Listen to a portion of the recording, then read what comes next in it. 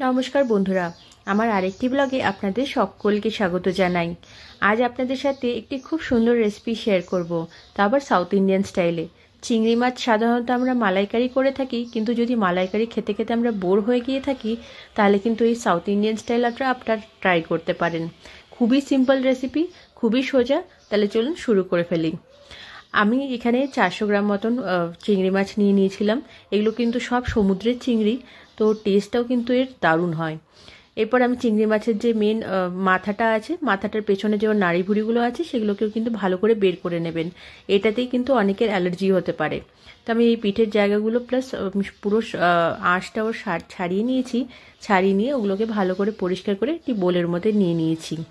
মানে ওর মাথা লেজ সবই আমি বাদ দিয়ে দিয়েছি। এরপর নিয়ে তারপরে আমি দিয়ে দিলাম এর মধ্যে গোলমরিচের গুঁড়ো, লাল লঙ্কার গুঁড়ো, হলুদ গুঁড়ো আর নুন।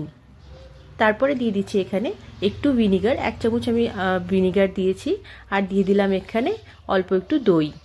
দই দেওয়ার পরে এটাকে আমি কিন্তু ভালো করে একটু ম্যারিনেট করে নেব। সাধারণত আমরা যখন রান্না করি, মানে বাঙালিরা যেমন করে রান্না করে, এই রান্নাটা কিন্তু একটু অন্যরকম।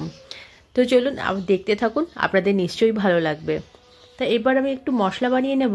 এখানে আমি শুকনো লঙ্কা দিয়ে দিয়েছি 3টে, একটু ধনে দিয়েছি, মানে 1 চামচ করে ধনে, জিরে, একটু গোলমরিচ, আর এখানে দিয়েছি সর্ষে। সর্ষেটাকে একটু ভালো করে ভেজে নিয়ে যখন পটপট করে ফোটা শুরু হয়ে যাবে, তারপর এর মধ্যে দিয়ে দিচ্ছি কিন্তু কাজুটাও একটু হালকা ভেজে নেব। ভাজার দরকার ছিল না, কিন্তু ভেজে নিলেও টেস্টটা কিন্তু খুব সুন্দর আসে। তারপরে ভাজাটা হয়ে গেলে তারপরে কিন্তু আমরা এটার পেস্ট করে নেব। তো যতক্ষণ এটা একটু ঠান্ডা হচ্ছে ততক্ষণ আমি নিয়ে নিয়েছি এখানে একটু তেঁতুল। সাধারণত সাউথ ইন্ডিয়ান খাবারের মধ্যে এটা প্রচণ্ড ইউজ করে থাকে, তো এই রেসিপিটাতেও কিন্তু তেঁতুলটা লাগছে। আমি তেঁতুলের পাল্পটা এইভাবে ঘষে ঘষে বের করে নিয়েছি। এবার এটাকে ইউজ করে নেব।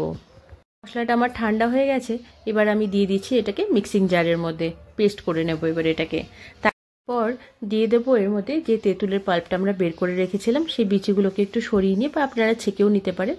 তারপরে সেই পাল্পটা আমি এখানে দিয়ে দিলাম। আর দিয়ে দিলাম এখানে একটি রসুন, আর দিয়ে দিচ্ছি একটু নুনটা দিলে মানে সেই তিতা ভাবটা যে আছে সেটা কিন্তু হবে না। এবার এটাকে ভালো করে পেস্ট করে আমি সাইডে সরিয়ে রেখে দিয়েছি। এরপর আমি প্যান বসিয়ে, আমি ননস্টিকের কড়াই এখানে ইউজ করছি, তো সেটিকে বসিয়ে দিয়ে আমি এখানে ঘি দিয়ে দিলাম। আমি এখানে আমুলের যে কাউ ঘিটা আছে সেই কাউ ঘিটা এখানে ইউজ করছি। তো সেটিকে দিয়ে তারপরে কিন্তু আমি সবগুলো চিংড়ি এভাবে, মানে ওই গ্রেভিটা যেটার মধ্যে আমি ম্যারিনেট করে নিয়েছিলাম, তো সেটাকে একটু মানে ট্রাই করব যে ওটাকে যতটা না নেওয়া যায়, কিন্তু তাও উঠে তো আসবেই, কোনো ব্যাপার না। তো তাও আমরা এভাবে ওটাকে ভেজে নেব, মানে হাই ফ্লেমেই ভাজবো, কারণ চিংড়ি মাছ আবার বেশি ভাজলে কিন্তু আবার ওভারকুক হয়ে যেতে পারে। তো এবার ভাজা মোটামুটি হয়ে গেছে আমার। দেখুন কি সুন্দর গোল্ডেন কালার লাগছে। এবার কিন্তু আমার মাছগুলো একদম ভাজা হয়ে গেছে। ভাজা হওয়ার পরে আমি যেই ম্যারিনেশন, যেটা যতটুকু ওটা বেঁচে ছিল, তো সেই ম্যারিনেশনটাও কিন্তু এবার এখানে দিয়ে দিয়েছি। আর যে মশলার পেস্টটা বানিয়ে রেখেছিলাম, সেই মশলার পেস্টটাও কিন্তু সব একসাথেই দিয়ে দিলাম। আমরা আসলে যেভাবে রান্না করে থাকি, সেই যে প্রথমে ফোড়ন দিয়ে তারপরে পেঁয়াজ ভেজে, তারপরে এটা ভেজে ওটা ভেজে তারপরে যে আমরা মশলা দিই, এরা কিন্তু ওরকমভাবে খায় না খাবার। এরা কিন্তু মানে মোটামুটি সব কিছু প্রায় একসাথেই দিয়ে দেয়, তার উপর দিয়ে কারি পাতা দিয়ে দেয়, আর ওদের সর্ষেটা কিন্তু কম্পালসারি। তো এবার আমি তার উপরে কারি পাতাও দিয়ে দিয়েছিলাম। আর যখন জিনিসটা একটু ভাজা ভাজা হয়ে এসেছিলো, তারপরে দিয়ে দিয়েছি ওর মধ্যে গরম জল। এবার গরম জল দিয়ে ভালো করে ফুটিয়ে নেব, বাস তাহলেই আমাদের কিন্তু রান্না একদম কমপ্লিট। এটা কিন্তু খেতে জাস্ট অসাধারণ হয়, তাই আপনারা অবশ্যই ট্রাই করে দেখবেন।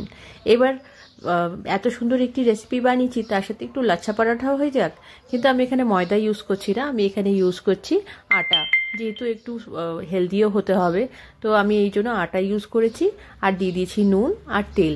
এবার ময়ামটাকে আমি এখানে ভালো করে কচলে কচলে দিয়ে দিচ্ছি।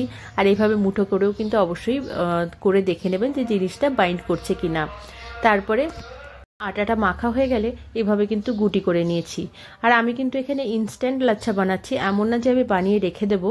তো ইনস্ট্যান্ট কিভাবে আপনারা বানাবেন সেটাই কিন্তু দেখে নেব ওইভাবে। আর এটা করলে কিন্তু একদম এক্স্যাক্ট একদম লাচ্ছার মতন, মানে খুবই সুন্দর লাচ্ছা আসবে, আর আপনাকে ওয়েটও করতে হবে না। এবার দেখুন, যে ছোটোবেলা আমরা যেরকমভাবে মনে আছে সেই কাগজ দিয়ে ফ্যান বানাতাম, সেই রকমভাবে কিন্তু আমি রুটিটাকে এবার এভাবে ফোল্ড করে নিয়েছি। আর তারপরে এভাবে ঘুরিয়ে দেব। ঘুরিয়ে দিয়ে যে নিচে নিচের একদম লাস্ট এন্ড পোর্শনটা থাকবে সেটাকে আমি নিচের দিকে ঢুকিয়ে দিলাম। বাস দেখুন কি সুন্দর ভাজ ভাজ হয়ে গেল। এবার মাথার মধ্যে আর একটু অল্প একটু তেলের ফোঁটা দিয়ে আর একটু ময়দা দিয়ে এবার এটাকে রেখে দিচ্ছি মানে আমার 5টা গুটি হয়েছিল, তো একটা একটা করে রাখছি। আর তারপরে যেটা প্রথমে যে গুটিটা আমি রেখেছিলাম সেটা দিয়ে কিন্তু আবার বেলা শুরু করে দেবো, মানে বেশিক্ষণ আপনাকে ওয়েট করতে হচ্ছেই না। তো এই আমার প্রথম গুটিটা ছিল, তো সেটাকে এবার আমি কিন্তু বেলে নিচ্ছি। আমার এখানে ময়দা বা আটা বা তেল কিছুই কিন্তু লাগবে না এবার বেলার জন্য। এবার এমনি নর্মাল বেলে নেব, আর বেলে নিয়ে এবার সেঁকে নিচ্ছি।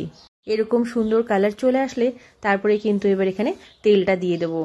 মানে এত সুন্দর লাচ্ছাটা এসছে, দেখুন আপনারা নিজেরাও দেখে বুঝতে পারবেন। এই যে দেখুন লাচ্ছাটা কি সুন্দর লাগছে। এটা কিন্তু একদম ইনস্ট্যান্ট বানানো, আমি কিন্তু একটু জিনিসটা বানানোর জন্য ওয়েট করিনি। তাহলে দেখুন এত সুন্দর লাচ্ছা, আর তার সাথে কিন্তু দারুণ প্রনস কারি। রেসিপিটা কেমন লাগলো অবশ্যই আমাকে জানাবেন, আর ভালো লাগলে লাইক, কমেন্ট আর সাবস্ক্রাইব করে দেবেন।